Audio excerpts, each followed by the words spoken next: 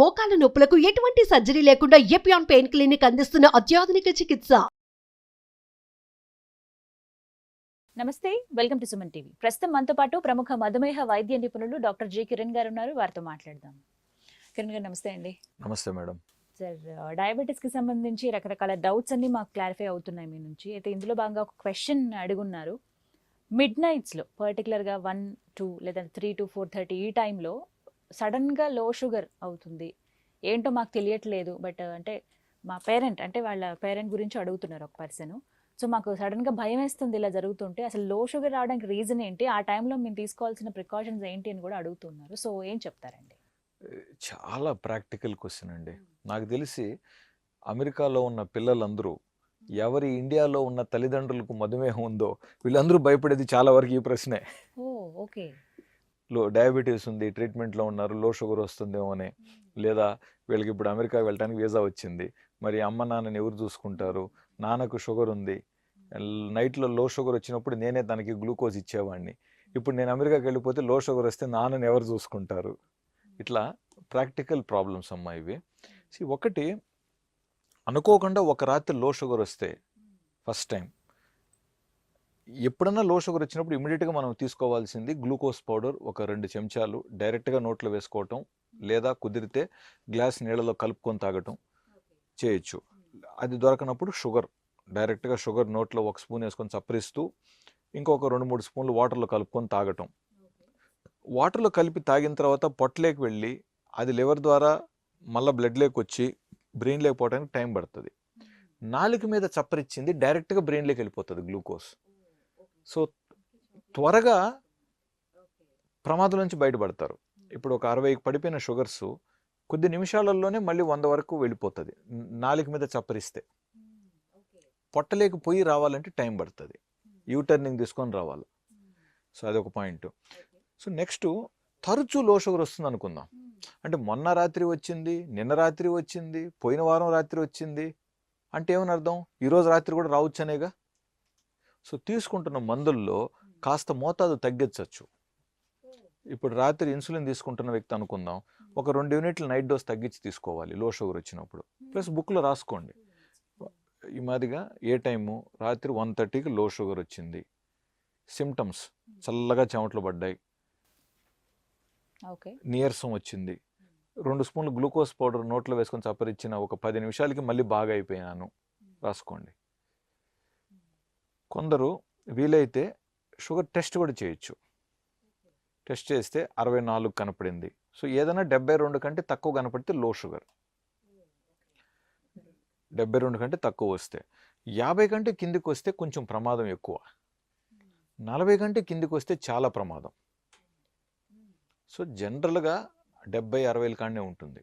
50-40కి పడిందంటే చాలా నిర్లక్ష్యమైన సందర్భం అది. చాలా వరకు వెంటనే హాస్పిటల్కి పరిగెత్తే టైం కూడా ఉండదు సార్, అంటే భయపడతారు. ఇక్కడ ఒక పాయింట్ అండి, హాస్పిటల్కి మీరు తీసుకెళ్తూ ఉండగా షుగర్స్ ఇంకా డౌన్ అవుతూ ఉంటాయి.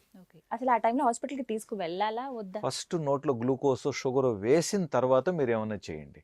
మీరు ఇది వేయకుండా అలా తీసుకెళ్తూ ఉంటే తనకున్న 60 కాస్త మీరు హాస్పిటల్కి వెళ్ళి 30కి వస్తుంది. 30కి వస్తే ఫిట్స్ రావచ్చు, బ్రెయిన్ డ్యామేజ్ అవ్వచ్చు. సో లో షుగర్లో ఉన్న వ్యక్తిని హాస్పిటల్కి వెళ్ళడానికి 30 నిమిషాలు పడుతుంది అనుకుందాం, 20 నిమిషాలు పడుతుంది అనుకుందాం, నువ్వు షుగర్ ఇచ్చేయాలి ఫస్ట్. ఈవెన్ డాక్టర్ కాల్ చేయడం కూడా టైం వేస్ట్. ఇప్పుడు ఆ టైంలో చాలా వరకు డాక్టర్ని రీచ్ అవ్వటం కూడా కష్టం.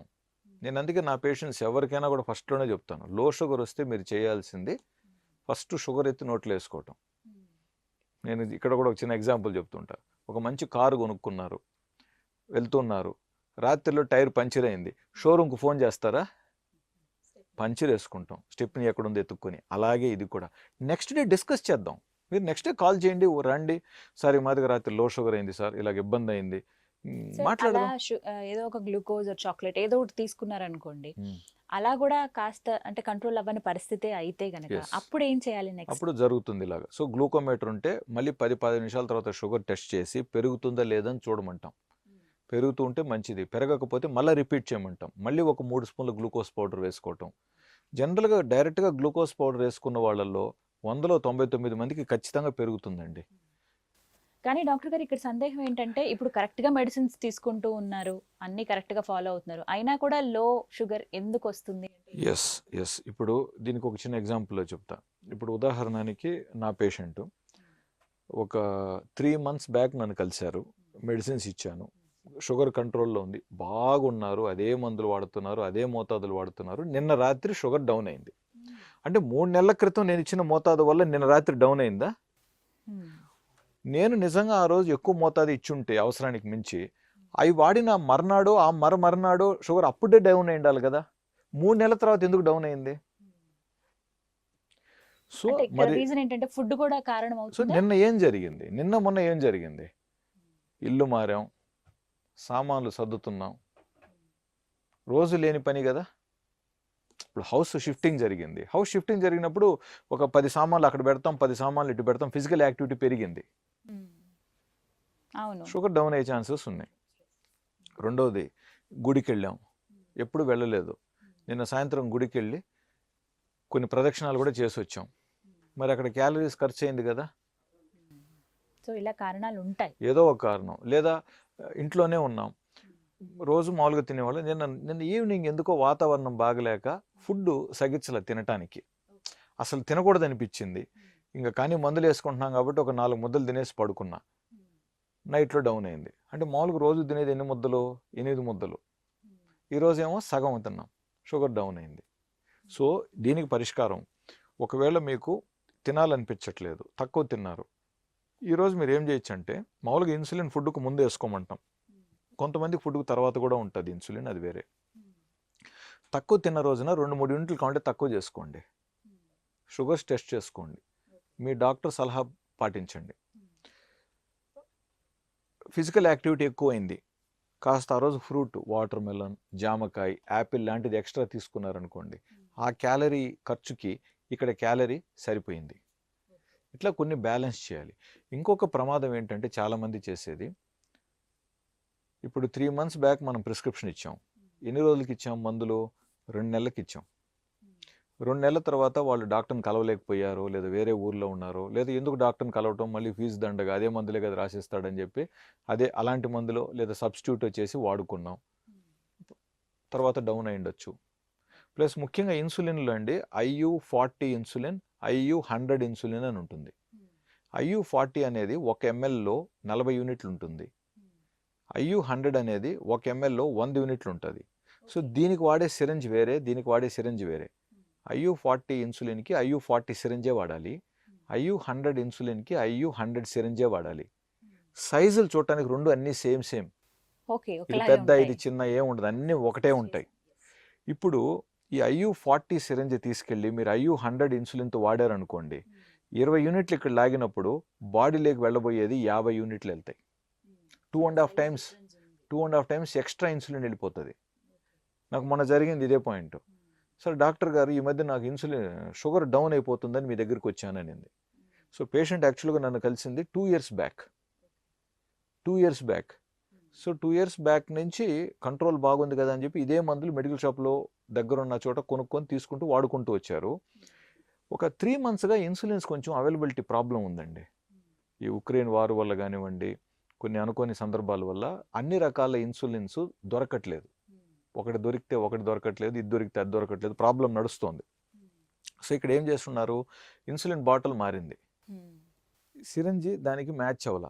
సో పేషెంట్ తీసుకుంటున్నది కళ్ళకు కనపడుతున్న 20 యూనిట్లే, కానీ వీళ్ళు IU100 ఇన్సులిన్ని IU40 సిరంజ్ ద్వారా తీసుకోవటం వల్ల ఏమైంది, 2.5 times ఎక్స్ట్రా డోస్ వెళ్ళటం వల్ల ఆవిడకి లో షుగర్ వచ్చింది. అప్పుడు ఆవిడకి, చూడమ్మా ఈ బాటిల్ ఇన్ని యూనిట్లు ఉంటాయి, మీరేమో ఇన్ని యూనిట్లే తీశారు, మరి మందు ఎలాగైపోయింది, అదెలా లెక్కెట్టాలి కదా. సో కాబట్టి దయచేసి అలా మార్చక. ప్లస్ ప్రైస్ డిఫరెన్స్ ఉంది. ఇప్పుడు ఉదాహరణకి ఇది IU40 180 రూపీస్ అనుకుందాం, IU100 దాదాపు 500 రూపీస్ ఉంటుంది. మీరు కొనేటప్పుడన్నా మీకు డిఫరెన్స్ తెలియాలి కదా.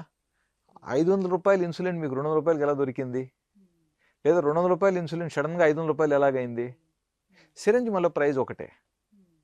సో ఇలాంటి చిన్న చిన్న విషయాలండి మనం అనుకుంటాం ఇది కూడా ఒక డిస్కషన్ పాయింటా అని, బట్ తప్పులు జరిగాయి, పేషెంట్ ఇబ్బంది పడ్డారుగా, అది హెల్ అండి, నరకం కనపడుతుంది లో షుగర్లో. ఆ పేషెంట్ అంటే నీటిలో మునిగిపోయినంత ఫీలింగ్ వస్తుంది.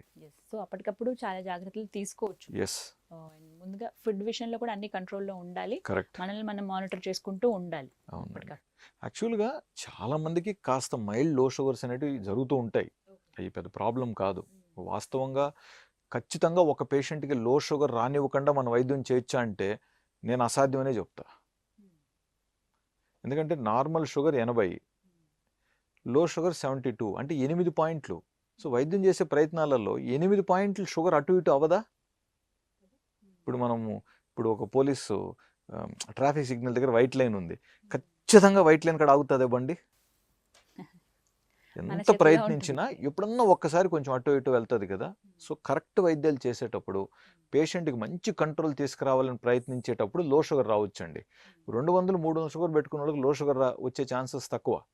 బట్ తినకముందు 90, తిన్న తర్వాత 130, HbA1c 7 లోపు మెయింటైన్ చేసే వాళ్ళకి లో షుగర్స్ వచ్చే అవకాశాలు ఎక్కువ ఉంటాయి. కాబట్టి క్రమశిక్షణ చాలా అవసరం. అందుకే మనం అంటూ ఉంటాం, డయాబెటీస్ ఉన్న వ్యక్తి పద్ధతైన మంచి డయాబెటీస్ కంట్రోల్లో ఉన్నప్పుడు, HbA1c కంట్రోల్లో ఉన్నప్పుడు ఆయన చాలా క్రమశిక్షణ వ్యక్తి అని అంటూ ఉంటాం. ఆ క్రమశిక్షణ లేకుండా ఆ డయాబెటీస్ ఆ కంట్రోల్లోకి రాదు. అండ్ లో షుగర్స్ తరచూ పేషెంట్కి వస్తుంటే డాక్టర్గా మేమేం చేస్తాం, డోసులు తగ్గిస్తాం, మాత్ర కానీ ఇన్సులిన్ కానీ.